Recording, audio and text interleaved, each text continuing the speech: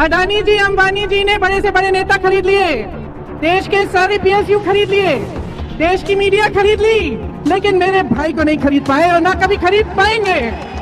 दोस्तों, चोट दो तरह की होती है। एक तो होती है फिजिकल चोट, शारीरिक चोट, जिससे हम दवा वगैरह करके आराम करके उबर सकते हैं। एक होती है साइकोलॉजिकल चोट, और जब साइकोलॉजिकल चोट पड़ती है ना, तो वो रह रह कर अपने घाव से हमें पीड़ा देती है और उससे उबर पाना बहुत आसान नहीं होता है। बीजेपी के साथ यही हो रहा है। मतलब 4 जून क्या हुआ है? 4 जून के नतीजों के बाद 1 महीना 1 हफ्ते का वक्त हो गया है। 1 महीना 1 हफ्ते का वक्त हो गया है मोदी जी को पीएम बने, लेकिन ये जो साइकोलॉजिकल चोट है, इससे मोदी जी उबर ही नहीं पा रहे। हालत ये है कि मोदी जी कुछ भी करें तो वो उन पर उल्टा पड़ रहा है। हुआ ये दोस्तों कि मुकेश अंबानी के बेटे अनंत अंबानी की शादी के रिसेप्शन पार्टी में पीएम मोदी वर वधू को आशीर्वाद देने पहुंचे और उसे लेकर उनकी जबरदस्त ट्रोलिंग हुई। अगर आप विस्तार से किस तरह से उनको ट्रोल किया गया देखना चाहते हैं तो कल रात की आप ही मेरी वीडियो देख सकते हैं। कल देर रात करीब 10 बजे मैंने वीडियो पोस्ट की।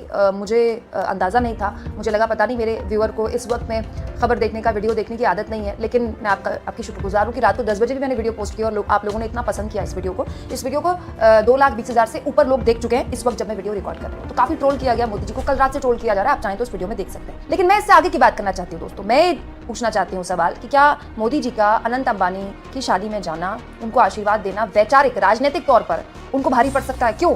क्योंकि ये वही मोदी जी हैं जो चुनाव में मुकेश अंबानी पर टेम्पो भर भर के कांग्रेस पार्टी को कालाधन देने का आरोप लगा रहे थे।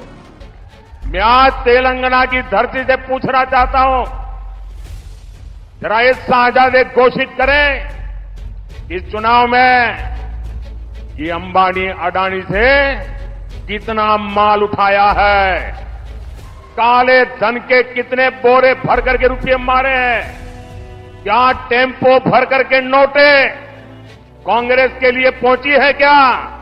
अब दिक्कत यह है दोस्तों कि मुकेश अंबानी के बेटे की शादी में मोदी जी तो चले गए, लेकिन राहुल गांधी नहीं गए।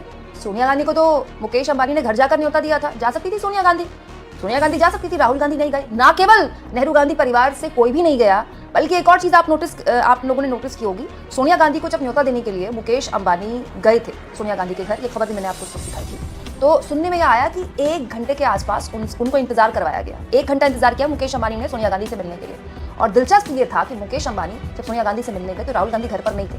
क्या वो जानबूझकर घर से निकल गए या वो मिलना ही नहीं चाहते थे मुकेश अंबानी से? एक तरफ तो राहुल गांधी का ये रिएक्शन मुकेश अंबानी को लेकर कि अगर वो अंबानी और अडानी को लेकर आरोप लगाते हैं पीएम पर तो वो उसको महसूस करते हैं और ऐसा कोई संकेत नहीं देते कि आरोप तो आप लगा देते हैं, लेकिन साथ भी उनके दिखते हैं, उनकी शादियों में भी दिखते हैं। दोस्तों, इसके बाद राहुल गांधी और नरेंद्र मोदी की तुलना शुरू हो गई कि एक तरफ राहुल गांधी अडानी अंबानी का नाम लेते हैं और उनकी शादी में भी नहीं जाते, एक तरफ मोदी जी हैं कि अंबानी पर आरोप लगाते हैं कि टेम्पो भर भर कर पैसा अंबानी जी और अडानी जी कांग्रेस पार्टी को देते हैं, वो भी काला धन देते हैं, और मोदी जी उनकी शादी में चले जाते हैं। इस बीच प्रियंका गांधी का, जी हाँ, प्रियंका गांधी का एक वीडियो सोशल मीडिया में वायरल होने लगता है। भारत जोड़ो यात्रा के दौरान प्रियंका गांधी ने राहुल गांधी के लिए देखिए ये कहा था, अडानी जी, अंबानी जी ने बड़े से बड़े नेता खरीद लिए, देश के सारे पीएसयू खरीद लिए, देश की मीडिया खरीद ली, लेकिन मेरे भाई को नहीं खरीद पाए और ना कभी खरीद पाएंगे।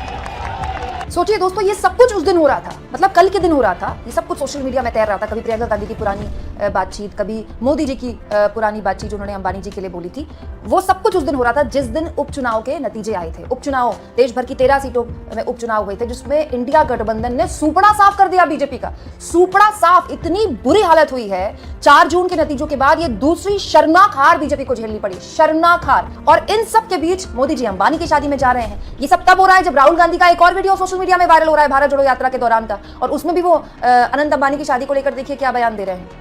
अब राहुल गांधी जी बोल रहे हैं, वो कैसे दिखा सकता है? अब वो क्या कहेगा आप देखा जाएगा टीवी पे, आप देखेंगे अंबानी जी के बेटे की शादी हो रही है, आप देखना वहां पे धूमधाम से, मतलब मजा आ रहा है, दुनिया के लोग आ रहे हैं, सेल्फी ली जा रही है, और आप लोग यहाँ पे भूखे मर रहे हो। तो यही सच्चाई है कि मैं आपके सामने रखना चाहता था। इसीलिए मैं आपसे कह रही हूँ दोस्तों कि इन दिनों वक्त इतना खराब है ना बीजेपी का कि कुछ भी करें मोदी जी, कुछ भी करें, सब कुछ उल्टा पड़ जाता है। मैं फिर कह रही हूँ कि मुकेश अंबानी जैसे उद्योगपति, कोई भारत के बड़े उद्योगपति नहीं, दुनिया के सबसे बड़े उद्योगपतियों में से एक है। एक बड़ा व्यापारिक फैसला लेते हैं ना मुकेश अंबानी, तो भारत की अर्थव्यवस्था प्रभावित होती है उससे। और ऐसा नहीं है कि उनके घर की शादी में, उनके बेटे की शादी में केवल मोदी जी गए, अखिलेश यादव भी गए, ममता बनर्जी भी गई, इसके अलावा लालू यादव का परिवार गया, एकनाथ शिंदे गए, शरद पवार गए, इंडिया गठबंधन के बहुत सारे सहयोगी गए, उद्धव ठाकरे भी गए, लेकिन राहुल गांधी नहीं गए।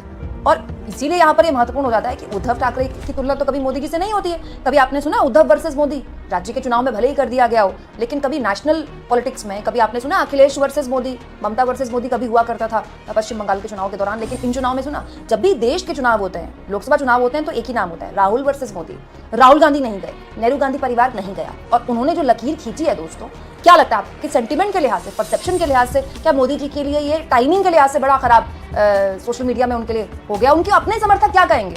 उनके अपने समर्थकों के पास भी अब कोई जवाब नहीं है कि मोदी जी को उनके घर की शादी में क्यों जाना पड़ा, जिन पर वो आरोप लगा रहे थे कि वो टेम्पो भर भर के पैसा देते हैं कांग्रेस पार्टी को। और इन सब के बीच दोस्तों, इंडिया गठबंधन इस वक्त फुल फॉर्म में ढोल नगाड़े बजा बजा कर वो अपनी उपचुनाव की जीत का जश्न कुछ इस तरह से मना रहा है। सुनिए सुप्रिया सुनील ने कल क्या कहा। 7 राज्यों में हुए उपचुनाव के नतीजे बेहद शानदार हैं। इंडिया गठबंधन 13 में से 10 सीटें जीता है, एक पर एक इंडिपेंडेंट की विजय हुई है।